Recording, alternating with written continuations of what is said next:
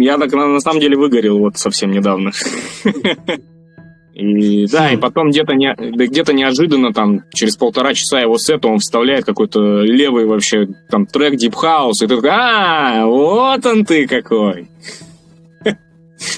Вот, и обратно там в свой мелодик техно убегает. Ничего не нужно, чтобы писать музыку. Пишите с тем, что у вас есть. Ничего не покупайте на Битпорте, там, еще где-то. Просто, чтобы оно было. Не надо мне в топы ни в какие. Я вот хотел вот там оказаться. Слышно хорошо, да? Да. Ладно. Будешь разговаривать тогда с моим голосом. Вокабуляр Паша, диджей-продюсер, владелец лейбла, одноименного лейбла с клубом, резидентом и арт-директором которого он является, это Holy Stone, да, Holy Stone Records. На счету данного артиста, можно так сказать, потому что мы сегодня поговорим не о твоей диджейской деятельности, мы поговорим о музыкальной деятельности, да. На данный день у тебя, наверное, более 200 релизов выпущенных. 150 у меня релизов, а на лейбле 50, там 60 вот скоро будет, да. То есть на моем лейбле. А так очень много, да, релизов. И писал, как сказать, по-разному, с разной была мотивация за все эти годы. Сначала писал просто, чтобы писать, чтобы научиться писать. Потом первые там пару релизов издал просто потому, что надо было издать. Просто хотел, чтобы на Битпорте там мое имя появилось, чтобы я... То есть я не особо заморачивался там над... как это все звучало там, но я и не мог сильно заморачиваться, то есть у меня не было никаких способностей, возможностей, там, скиллов, чтобы сделать там какой-то хороший трек. Делал как мог, делал как могу, вот самое лучшее, что я мог, я тогда сделал, но самое главное, хотелось просто себя как-то там увидеть в первые релизы. И только потом начало меняться понимание там, для чего писать, почему писать, и самое главное, что писать там, и так далее, и так далее. Что сейчас тебя двигает, да? Тогда тебя двигало желание быть рядом с топами артистов, да, чтобы тебя признали. Наверное, да? Это так можешь сказать? Или нет. Первые релизы мне даже не надо было, чтобы меня признали. Я просто хотел, чтобы мое имя появилось там вот на экране, на Битпорте, там еще где-то. Просто, чтобы оно было. Не надо мне в топы ни в какие. Я вот хотел вот там оказаться. Потом у меня возникло желание, чтобы оказаться на каком-то там, понятно, лейбле. Я на этом там лейбле, там, на Outer Limits, я помню, когда оказался, я помню, тебе первому, по-моему, рассказал, что меня подписали. Приехал к вам домой, да. И... я как бы радовался, но в целом с тех пор мне уже на лейблы стало... я подзабил уже на это, мне не важно, короче. Особенно уже, когда свой лейбл появился. И я сейчас, когда у меня есть какие-то треки, и есть... Я практически уже не отсылаю свои треки на какие-то лейблы в порядке обычном, знаешь, там, типа демо там, имейл и отослать трек очень редко бывает. То есть, если только я понимаю, что звучание прям вот очень подходит, и хотелось бы поработать там с каким-то артистом, либо с каким-то лейблом, только тогда я вот, возможно, отошлю. Но в целом не питаю там никаких надежд, потому что у меня есть свой лейбл, и он стараниями там, последнего там, года начал нормально развиваться, и, соответственно, я понимаю, что мне смысл особо нет на каких-то других лейблах издаваться, когда у меня свой нормально уже качает. То есть мне получилось раскачать лейбл там только своими силами. То есть у меня нет никаких фитов с какими-то топами, там, у меня нет, только пару ремиксов я у ребят попросил вот уже в этом году. То есть, но до этого 5 лет я только сам себя выпускал, и, так сказать, весь рост только от меня зависел. Ты должен осознавать, да, то, что ты делаешь, и для чего, наверное, ты это делаешь. Да, безусловно. Ну, то есть, если ты хочешь издаваться на большом лейбле, это что-то о тебе говорит. Ну, в любом случае.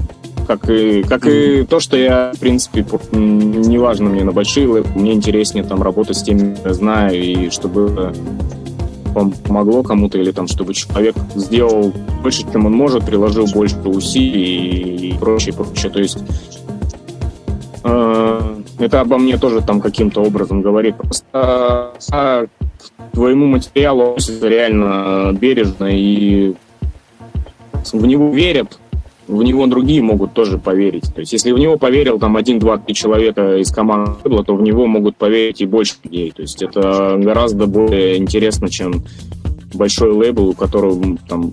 Ну, там ты понимаешь, как там машина вся это работает у больших лейблов, там слишком много звеньев и цепей, там всякие A&R, там и хозяины, там и прочее, прочее, прочее. Они работают более таким промышленным методом.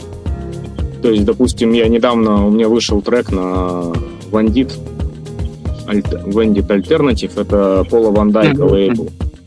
И я не думаю, что там, как это вышло, они мне сами написали, давай издадим тебя у нас, скинь какие-нибудь треки. И я прекрасно понимаю, каким образом они меня выбрали. То есть они, скорее всего, зашли просто в битпорт какой-нибудь чарт артистов Progressive House, выбрали там топ-30 артистов, топ-50, и написали всем, кого они не знают. Ну, и плюс тем, кого они знают, и с кем будет реально сотрудничать. То есть, скорее всего, как-то так это было. Это не то, что они меня, знаешь, там, вели меня там уже несколько лет, знали меня там, вникали там в мою работу. Нет, они просто зашли, посмотрели, написали не только мне, а также и всем остальным. Вот они вот нам кучу написали. То есть там скорее у них есть намерение сделать крутой Progressive House лейбл, именно Progressive House, сконцентрироваться на нем, издавать такой вот звук, как потемнее, уже к мелодии тех, но ставить жанр Progressive House. Ну, то есть это...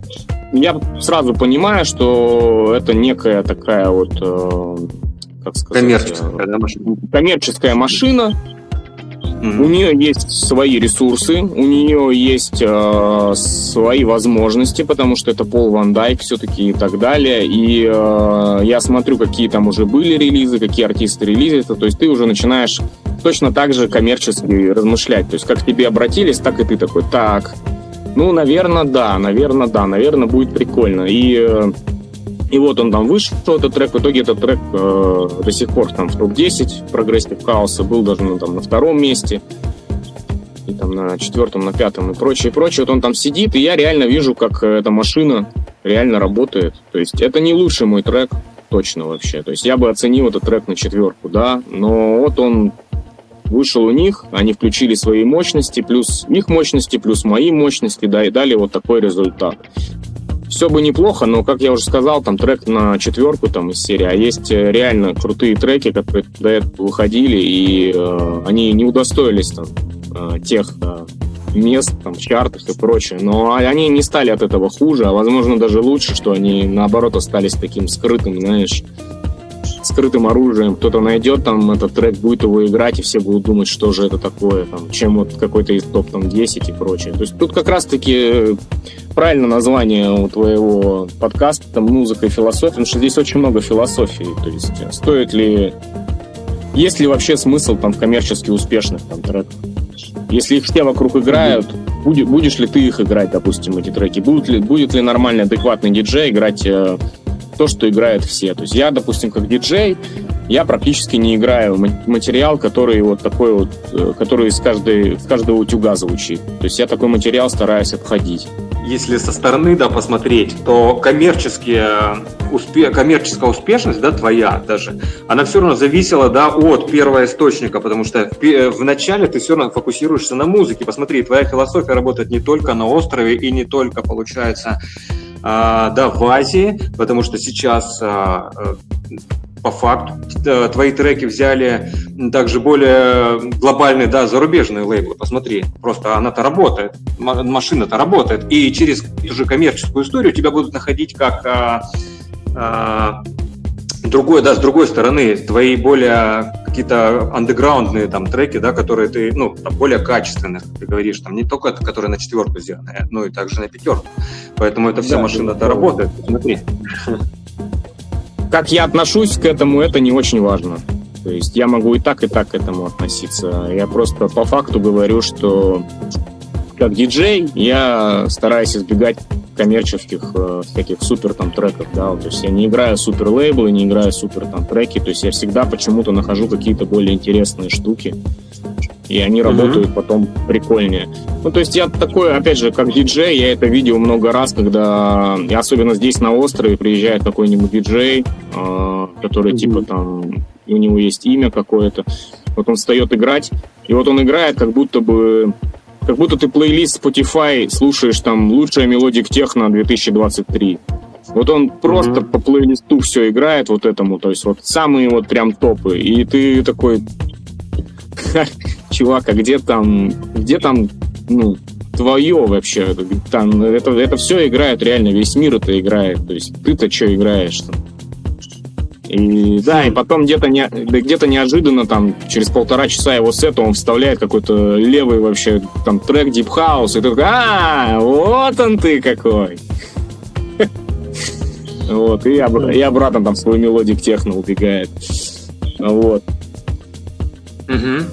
Хорошо, тогда, и видишь, если все равно мы отклонились к диджейству, да, все равно входит все в диджейство, какой критерий, то есть, допустим, хита, да, что, может быть, есть у тебя какие-то параметры треков, которые могут сейчас зацепить, да, в данный момент, может быть, не только сейчас, которые могут стать классикой, вот, может быть, есть у тебя чем-то поделиться в этом плане? Я думаю, что это совокупность неких данных, то есть это не какая-то одна там штука, то есть это совокупность и звучания, и звучание имею в виду как бы самих звуков, которые в этом треке, как они там сделаны, то есть если этот трек не использует каких-то супер там трендовых звуков, то есть которые типа вот сейчас модные, а они через год будут не модны. То есть, если там какие-то проверенные штуки, то у трека, конечно, больше шансов стать там классикой. Плюс просто собственное какое-то ощущение и мнение, то есть уже основанное на моем опыте. Когда я просто слышу трек, и там через 5 секунд говорю, ну вот, это хит, все, это хит, точно вообще. То есть я потом прихожу, я его играю, и да, он работает, это хит. И бывает очень редко, когда я в этом плане там ошибаюсь, и то есть какой-то трек, я думаю, что это же вообще супер круто, а танцпол его не так воспринимает. Но я, конечно, его поиграю там пару раз, и если он не работает, я его не буду работать, оставлю, попробую его потом когда-нибудь включить, и, возможно, он еще сыграет. То есть, скорее всего, можно его там отложить, и он еще сделает свое дело. Так вот, а тогда критерии, да, твоего отбора, если взять, то есть по каким отборам, то есть по каким данным, да, ты понимаешь, что, вот это все-таки стрельнет. Как бы вот тот момент. У тебя, может быть, есть какие-то, да, там, зацепочки? Типа хит не в смысле того, что он там самая лучшая песня на свете, но он просто работает всегда. Я себе его отмечаю, я всегда его буду играть, потому что мне меньше нужно будет там думать там о других вещах. Я просто знаю, что он работает. То есть для меня это самое главное. То есть для меня это и есть уже. Я тебя понял, спасибо большое. А вот из этого родился вопрос. С каким настроем, да, ты начинаешь писать тогда там очередной трек? С каким настроением, да, ты его видишь, что он уже в топ? Или как вообще это все происходит у тебя? Вот, допустим, ты садишься за написание. Слушай, я... по-разному. Иногда просто сажусь, потому что сажусь, типа, я смотрю, вроде все сделал, проекты сделаны, нашину новый трек. То есть бывает такое. Иногда надо какой-то трек там делать, там, ремикс там в основном, если да, договорился с кем-то. Иногда я услышу какой-то чей-то трек и такой, о, прикольно, я что-то такое хочу сделать, тоже похожее что-то. В итоге другое получается, но я вдохновляюсь каким-то материалом и иду там что-то делать. Иногда просто потому, что на системе я уже делаю музыку, то есть и я вот там делал, потом перерыв какой-то, в какой-то момент опять, ну ладно, опять начну делать треки. То есть вот у меня вот сейчас вот настроение, там сегодня, на этой неделе, завтра какие-то новые треки поделать, свои полностью, то есть не ремиксы там и коллабы, а просто свой трек какой-то новый сделать. И, ну, тут еще такой момент, что я их сейчас достаточно быстро делаю, то есть если я делаю трек один, то я его там за пару дней делаю. То есть там остается только его дорабатывать, и там я уже, типа, просто потом... Я уже когда трек сделаю, я потом уже решаю, что там было, что там не было, нужен или не нужен. То есть когда я его делаю, я ни о чем особо не думаю, я просто трек делаю. То есть нахожу какую-то штуку, которая мне нравится, которая я представляю каким-то образом там будет на танцполе работать. И... по поводу, что там трек будет в топе или популярный, такое бывает очень редко. То есть, ну, допустим, вот трек, который вышел на вот этого Пола Ван Дайка на лейбле, я там сделал как раз-таки звучок, который, типа, вот сейчас модный. И я такой, я сделаю вам модный звучок, и он сработает. И я его сделал, и он сработает. Я его даже не сделал, это просто, типа, сэмпл я какой-то нашел, такой, я говорю, о, ну вот, то, что вы хотели. Вот вам мелодик техно. И все, и он сработал. Да, и я еще понимал, куда я это отправляю. Я понимал, что это коммерческий лейбл, Пол Ван Дайк, и там еще звучок этот будет. Я понял тебя. Хорошо. При твоем активном режиме тогда и студийном, и диджейском, потому что я в данный момент не знаю, сколько ты играешь сейчас, да, в неделю, но было очень много выступлений у тебя. Вот, плюс у тебя есть еще задачи по своему, да, клубу, по Холлистону, по лейблу. Вот, как ты не перегораешь, короче говоря, как ты не выгораешь, как ты находишь баланс, да, между работой и отдыхом? Я так на самом деле выгорел вот совсем недавно. Я как раз-таки сгорел и решил, что все. Мы остановили Холлистон мероприятие. Я сказал, я просто устал. Говорю, ребята, мы 1,5 года, 70 недель подряд, без остановки. Каждую субботу я играл, плюс на острове играл, плюс музло, плюс лейбл сам продвигал и все эти штуки делал. И я говорю, я устал. И нашел разные причины, и мы остановили наше мероприятие. И у меня сейчас реально ощущение более такое свободное. Хорошо, а чем ты занимаешься, чтобы тебя наполнилось больше там энергии, вот, двигаться, также писать музон? Или ты от музыки вообще не устаешь? Вопрос. Как бы нету такого рутины? Нет, практически не устаю, потому что я всегда могу переключиться от написания к диджейству, от оригиналов к ремиксам, от написания там именно там к лейблу, то есть я переключаюсь между задачами, и в принципе я не устаю. Типа, лучший отдых — это смена вида деятельности. То есть есть такая поговорка.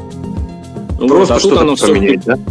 Да, просто оно что-то в одном как бы ключе находится. Я думаю, что еще лучше, если оно будет немножечко более полярным. То есть я меняю виды деятельности, но все это все равно связано там каким-то образом там, с музыкой, с мероприятиями.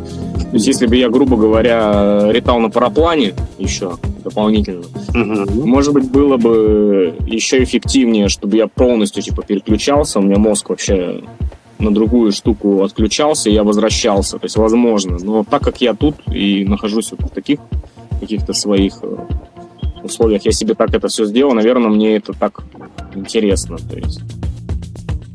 Но ты же играешь в футбол, насколько я знаю, еще, да? Вот ты еще... Не, ты семейный человек, в том числе. Ну да, семья, футбол, да. Да, понятно, но это не настолько кардинально, как там параплан или там с аквалангом начать плавать там ни с того ни с сего. Знаешь, куда-то уходить, где ты там вообще там... Аскетично. Да, то есть я какие-то такие представляю штуки, что и можно было бы ими. То есть я думаю, что там футбол и какой-то там фитнес — это скорее какой-то вот просто для поддержания здоровье там плюс сил тебе это добавит, но это не какое-то увлечение. То есть я не думаю, что я там каким-нибудь фитнесом мог бы увлечься, что там увлекаться, там прыгать с мячом резиновым. То есть что-то вот более такое интересное. И связано с природой, скорее всего. То есть обязательно. Природа, да? Да, но без природы смысла, я думаю. То есть именно вот каким-то образом взаимодействовать с природой. Можно в горы ходить, можно на параплане плавать. Я вот все детство тренировался, там, лыжником был, и вот по лесу катаешься, вообще супер вообще. Катаешься. Да, еще долго там. На тренировке там надо километров 20 проехать, ты вот эти 20 километров там едешь, и вообще все хорошо. Хорошо. Какое оборудование нужно, да, для написания музыки? И мастеринг, ты его делаешь сам или все же куда-то отправляешь, и как ты решил, да, вот этот момент, потому что у многих есть такой затык. Это самые мои любимые, самые простые вопросы. Ничего не нужно, чтобы писать музыку, пишите с тем, что у вас есть, ничего не покупайте, пока не достигнете предела с тем, что у вас есть. То есть, если там у вас простой ноутбук, там, не знаю, там, Lenovo или Acer, и вам не нужен ноутбук, вам не нужен там Apple, там, просто вот есть какой ноутбук, возьмите наушники, какие есть наушники, и пишите, пробуйте с тем, как есть. Напишите там, не знаю, 10-20 треков работ там с тем, что есть, потом себе купите наушники за $50, не дороже, там, вот, какие-нибудь Sony там, и пишите с ними еще там 50 треков. И это даст больше результатов, чем пойти там работать, накопить на Apple и через там 3 месяца, 4 месяца купить этот Apple и написать 1-2 трека. То есть если написать с тем, что есть 20 треков, это даст больше результата, чем копить и написать один. Плюс дополнительное оборудование, типа там звуковые карты там тоже не нужны, ничего не надо. Ну, если только голос не собираешься писать, наверное, нужна будет. Опять же, купи самую простейшую, там, не парься. Там, никаких там этих синтезаторов, там, модульных этих штук, там, каких-то драм-машин, ничего вообще не надо. Это все просто оттягивание какого-то конца. То есть, если задача написать трек, написать музыку, а не ковырять железки, то надо писать музыку. Просто у меня есть много ребят, друзей, знакомых, кто все эти годы ковыряет железки, и они это делают как хобби. То есть у них вот куча каких-то синтов, каких-то штук, но они ни одного вот законченной работы так и не сделали. То есть у них нет готового трека. У них синты и вот эти вот всякие железки — это просто развлечение от работы, хобби. Они отдыхают, они запирают свою там комнату. Вот как я говорю, в гору ходить, только они вот уходят в железки. И если нужна музыка как хобби, да, как хотите, так и делайте. Можете копить там на Apple, можете копить на драм-машину, потом сидеть. Но если есть непреодолимое желание писать именно музыку, законченные треки, то тогда надо сразу их и писать. А не говорить, я сейчас отхожу, опять же, курсы какие-нибудь. Не нужно говорить, что я сейчас отхожу сначала год на сольфеджио, а потом начну писать треки. Если хочешь писать треки, самым быстрым и кратчайшим путем к написанию треков будет являться написание треков. То есть хочешь учиться писать треки, пишешь треки.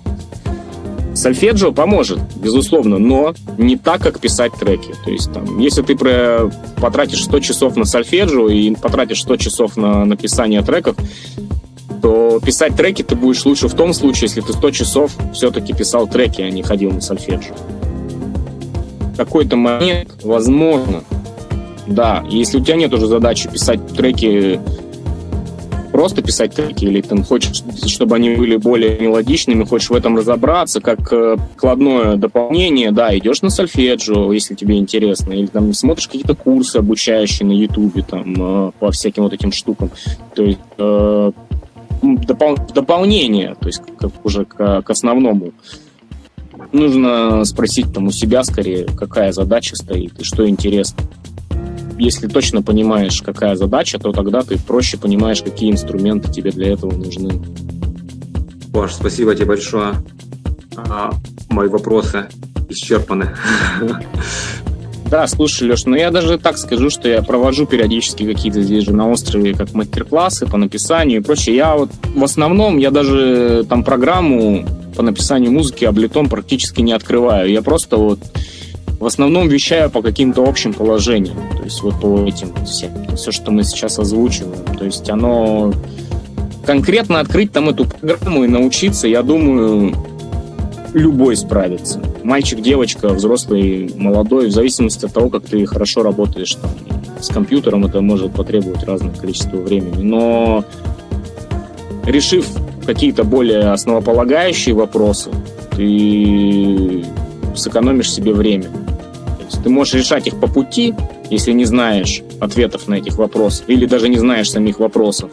Такое тоже бывает. А можешь сразу понять, что и для чего там. Я думаю, все это быстрее. Если вы находитесь, дорогие друзья, да, если вы находитесь на острове Панган или Самуи, вы можете ловить момент, да, следить за Пашиным Инстаграм или Фейсбуком и приехать на курсы, что будет гораздо быстрее, да, понять и найти себя. Но там я скажу все то же самое, что я уже сказал. Но, возможно, вживую я более проницательно могу это сказать. Моя задача просто людей вдохновить на что-то, заняться тем, чем они давно хотели, и они думали, что им что-то мешает. Моя задача вдохновить, а не научить пользоваться автофильтром в Ableton. Этой ерундой можно научиться на Ютубе через там 2-3 видео, как там автофильтром пользоваться. И я всегда провожу их бесплатно. Раз там в какое-то время на меня типа находит какая-то волна, и у меня есть ощущение внутреннее, так, все, собираю мастер-класс, пришла пора чем-то поделиться, короче. То есть я делюсь какими-то штуками своими, плюс общее положение уже сразу рассказываю. То есть это просто душевный порыв поделиться какой-то информацией, там, которую у меня получилось извлечь. Я давно уже не видел твой блог, который ты ведешь. Блогом пришлось завязать, потому что мне пришлось выбирать либо музыку вот, писать, либо влог делать. И я выбрал пока что музыку. Может быть, можно и влог, и музыку делать, но еще и клуб. Еще и диджействовать. И я что-то немножечко подумал, что, наверное, хватит. Хотя, короче, когда тебе кажется, что ты уже не можешь и нету времени, это самое время добавить еще какую-то штуку. И еще сделать какое-то сверхусилие.